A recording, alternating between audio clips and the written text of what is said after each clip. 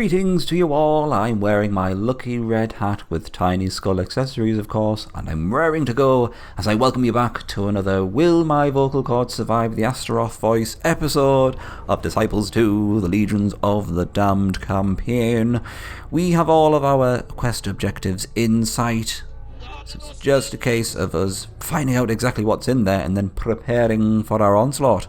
I do believe we have to hold all three cities at the same time. I might be wrong. I might have made a mistake already, less than a minute into the episode, but we'll find out. First of all, let's clean up this piece of little dog dirt which someone's left one side of the road, like so. I don't know whether they went for the berserkers again. I'm not too sure, but there we go. So I think what the next phase of the plan should be. What's in there? Just an ogre. Oh shit. Oh, it's a thief. So, I saw red flags and thought, oh god, I'm attacking the ogre. Yes, well, I thought the next phase of the plan should be probably to get a thief, not a thief, a spy within the armies of both the Empire and the Mountain Clan, so we can see exactly what is awaiting us within the cities. Either that, or researching a summoning spell, and then sending the summon in there to see exactly what awaits us. I'm going to send Ostroth down here to have a pop at these guys. He's immune to mine, so we have got nothing to fear from the Spectre. It's mainly just a couple of 1 tier and 2 tier units, so I think that's fine, because I want to see what's in this haunted tower, so let's do just that. I know I said before that if there was a weapon immune unit we'd be knackered, but you know, we're just going to have a look. Oh, it's Mango. Still the undead, they are everywhere. What do they want from us? What does their wretched goddess Mortis seek? Oh, that's it. Well, we know a little bit about that already, but you know, don't want to give the game away, first of all, because it's bumblers. Let's get rid of this guy, because he does a lot of damage, and it's going to take us just as long to destroy these guys. So yeah, let's do that. How much damage was he doing? None, by the same sound of it. 100. Yeah, I couldn't see how much damage he did to the zombie, or whether the zombie had some armor. No, that would be stupid. Never mind. Yeah, let's keep on chipping away. Hopefully all their damage dealing units should be dead by the next turn, once we've done... Oh, he's getting another shot in. Cheeky. Warlock should hopefully be one-shotted. There he goes. Leaving just the Spectre. Let him deal with that. Thank you very much. Surprising amount of damage dealt to Astaroth there. Thankfully you can just go back to the Citadel for healing. I'm just not too sure if this is going to lead to anything, or whether it's just a dead end, whether it's just a little undead part of the map there. It looks like it's probably going to go around and meet up with this, but we'll see it in time. I'm going to grab this gold, like I said in the last episode, just because it will pay for itself eventually. I know it costs 150 gold, but 3 turns and then you've got the money back anyway. I think we're just about done with this turn. I know what I'm going to do though, and I know I've been meaning to do this for a long time, and promise people to do so, is to first of all build the magic tower, and then finally we will research an illusion spell. Hooray for me remembering a simple thing, as we want to do a little bit of Reconnaissance. I want to see what's behind this city, I think. It's a little bit too dangerous to send our guys in there, because there was a reasonably powerful party guarding it down here. So one of the best spells that the legions get is would be its illusion spells, despite the fact I've not actually used them yet because I always forget. Which is essentially, I think it's a half the price.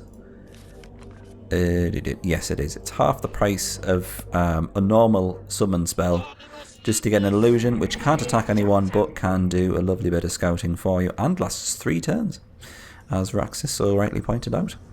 So there we go, that's the end of this turn, so let's see what happens. The Empire have made their move, sending out A rod planter and a thief. Yes, you could have guessed. So, well, at least they've sent something, but, you know, it's not exactly particularly arousing.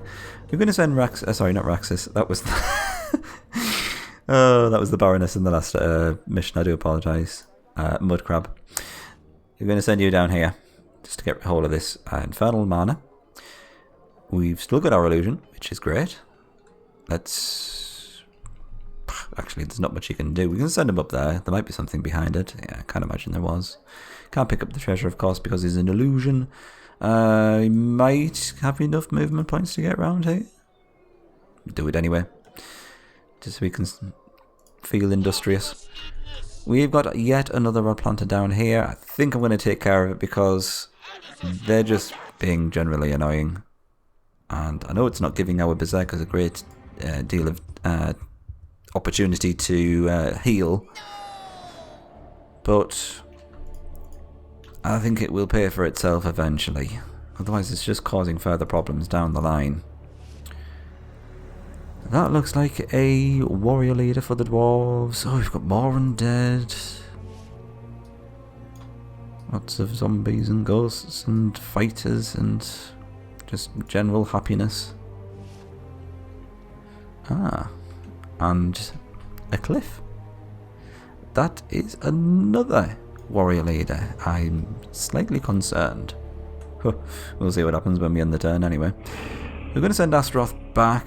1, to get some healing, and 2, to take care of this little problem which is emerging here. I believe that dwarf is going after the gold near our city, which we shall not let happen.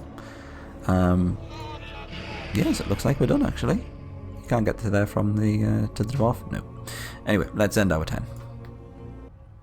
Well, despite the number of units which were on the screen, or the number of units which we saw at the end of that turn, a big whole load of sweet FA happened, and they just basically wandered around and ran off. That rod planter just ran up there, so we're free to take Astaroth down here and have a look in the haunted tower. I'm not going to save because it's Astaroth and it's quite close to the city, so I'm assuming it's not going to have anything particularly terrifying in there, or I'm due to be proven wrong. Nope. Thank God. I'm getting a bit tired of being made to look like the fool by this game. This orc's going to take a little bit of a beating. Should be able to go down in this turn though. Here we go. And we'll get a nice little cash injection, hopefully. What was that? About 200 gold, was it? Yep. Splendid. And a strength scroll. Lovely. I'm probably not going to push any further with Astaroth because I might just get an illusion down here. In fact, I'll do it now. So we can see exactly what's down here. See if it's worthwhile sending Astaroth further down. If there are any additional ruins for him to plunder. There's a Doom Drake, that much is for sure. The nice thing about illusions is that they don't automatically fight anyone because they can't. So you don't have to hold down control or anything. We are getting a little bit of what can only be described as a cutscene in Disciples 2. Just imagine this in FMV, can you? That's a couple of, evil ents. That's a nightmare, all controlled by the Empire, because, of course. Give us the boy. Mortis has sent us to claim him. The boy? What do the undead want with him? You have been pursuing all of this time to gain our leader. This is folly, for he could never be vanquished by the likes of you. We have need of the boy. That is sufficient now. Are you prepared to fight for his life, or will you save yourselves? Will we? Well, the joke's on them because they've they've completely surrounded an illusion, and yeah, I don't know what's going to happen here because they can't fight the illusion, so they're just going to have to just be under the control of the Empire, I suppose. So that was fun. Mango, I don't think can get past these guys. These dudes just hung around here like a couple of ne'er-do-wells on a street corner with some white lightning. That's a very cheap alcoholic drink in the UK for any of our international chums. I think it looks like we can sneak around going the back way, as one does. I'm going to explore this little passage up here, though, for it intrigues me. Although maybe I should go after this rod planter. That's assuming that is a rod planter. I can't quite remember now. Well, let's find out. If not, the berserkers are in trouble. Yeah, it is. There we go. Might have to give one of these berserkers a potion, you know, otherwise they're just not getting the healing that they need. Astroth's down there, you're just fine. Mud crab will send towards there. That's okay. Lovely. Now, I'm slightly torn between doing one of two things. We've got enough money to build the next upgrade structure, but at the same time, we've got this little issue happening over here. So, I think I'm going to go with the latter idea I had, which was to get ourselves a little bit of a defender.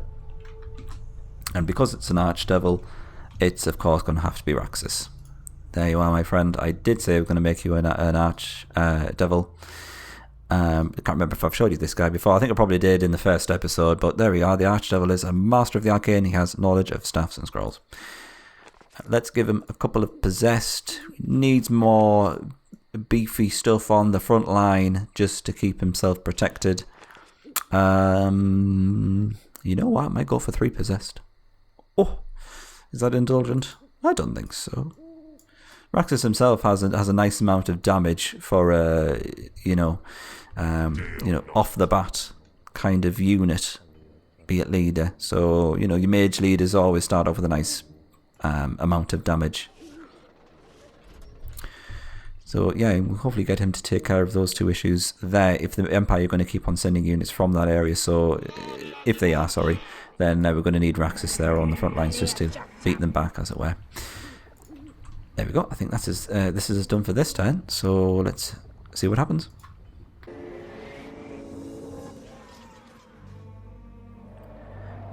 Just thought I'd cut just to show you a little bit of interesting stuff happening there. I think what probably happens is when an enemy unit attacks your illusion, the illusion just disappears. So you've got to be a little bit careful in terms of keeping your illusion safe. So the Empire, under controlling those summoned units, killed or made the illusion disappear of our Hellhound there, and then just went after a neutral unit, which is fine. In the meantime, the Empire Lord has put a spy in the army. He's taken the rod, but hopefully we should be able to solve that little problem with Raxus. Oh, and I think that was a rather slow-moving Titan. Oh, that's going to be interesting. They obviously started out with that unit, and with a Pegasus Knight following shortly after. This could spell potentially disaster for young Raxus there. We're going to have to get him to defend the gold mine, I think. Otherwise the Empire's just going to get their rod in there, which is going to cause problems for us. It's just going to be wasting our money. Anyway, might as well keep the recording going, as that's the end of the turn there. Oh, and we've got a venerable warrior. Why do you persist in your attempts to defeat us? Our allied forces will not be vanquished. Your flesh shall burn in our eternal fires before long, mortal. We may be flesh and blood, but we shall banish you from this mortal realm. How can you hope to stop me? You are already dead. Bertharzen's very confused at this point. Obviously they're not dead. The undead are dead. You silly boy. Anyway, let's move him back. This happens a lot in Disciples too. You get a kind of reasonably decent frame of a story, but throughout the actual level itself, there's no progression of the story. It's just banter between the guys there. So it's just them saying, "Oh, we're going to defeat you." "No, you're not. We're going to defeat you." "No, your mama." That's what it essentially devolves into. Deo knocked indeed. Come on, Raxus. I'm hoping that Titan's going to be slowed down by this water, but we'll see. First of all, we're going to have to take down this thief. Let's see Raxus in all of his glory. Hold on a second, we're attacking from the wrong direction here. What the hell's happened? Our unit should be down here, shouldn't it? That's just odd. Or am I being stupid? I think I probably am. I'm getting old, I'm sorry. I'm just not used to seeing Raxus there, an archdevil. Maybe I'm just used to seeing Mango. Yeah, I think I had a complete and utter brain fart there and had a senior moment. Yeah, of course, you attack from this level, from this perspective. Don't know why you throw an apprentice in with an archangel. That just seems bizarre. He's going to last approximately 5 seconds. There he goes. This lovely big flame whip, whatever it's called. What is it called, this attack? Flame burst. Lovely. And there she goes. Thank you, Raxus. Now, he's run out of movement points, so he's going to have to stay there. So he could come under the attack of Renard of the Empire, or indeed the appropriately named Titan. We're going to have to see what happens there. Fingers crossed he should be alright. Might even send Mango over to give him a bit of backup.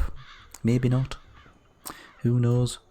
I'm going to do what I did before and be a bit sneaky. And should I go for the troll or the ogre? Let's go for the troll. At least we get a bit of treasure from it, because I think we can grab this without the troll noticing. Haha! It was all worth it for that rot scroll, which we probably won't use. We're going to do this again. Stick the berserker on the back line. Oh, will we have enough power if we do that? Yeah, I've changed my mind. I'm just going to do this and just let someone get a beating. Here we go. It is just a level 1, isn't it? Yeah. 120 damage, which is scary. But it's what you'd expect from a 2-tier. Sorry, not 2-tier, 2-space unit. There he goes. Of course, it's going to go for one of the berserkers because they're easy to kill. We should be in... Oh, God, yeah. You see, I wasn't going to purposely say we should be in a good position to kill him after this, because I knew the demon would miss him after I said that, which he did, but was still okay. There we go. 83 XP. Very nice. And we've got just enough movement points to grab this, which is an Orb of Icefall. It's actually not too bad. 75 points of damage. Could do worse. I mean, that's how much damage Mango does just to one unit, so it's a shame he doesn't, he can't use orbs, so never mind. That's us all done. Don't have enough money or mana to do anything else. Could probably get another illusion on the go. You know what? I think I will. I've just convinced myself. I'm going to put it behind this city and then see what's behind it. See if we can get a view on the Dwarven capital. I think it's going to be behind here, with the Empire capital on the reverse, opposite side of the map. Well, there's some dwarves, because of course there's dwarves. More dwarves. Are we going to... Oh, that's the edge of the map. Don't think that's going to be enough room to fit in the capital, so I don't think it's down there. So let's go a little bit further this way. Nothing there either. So that just to prove me wrong. Anyway, let's end our turn. Oh, well, that's interesting. Yeah, I suppose it's to be expected. These were only summoned units, so yeah, they're only going to last one turn, so we don't have to worry about them anymore.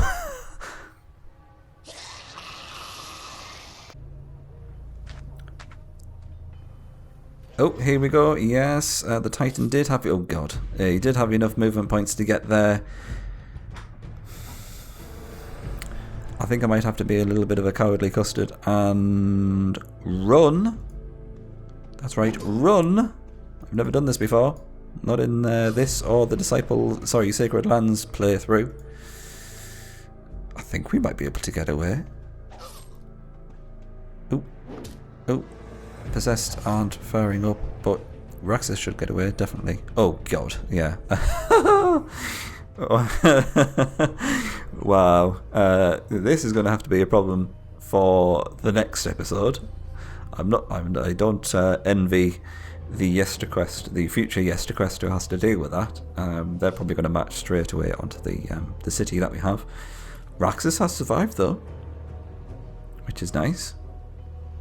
I think we're probably just going to have to bring Mango back ASAP. Wasn't quite expecting such a fortified unit so early on.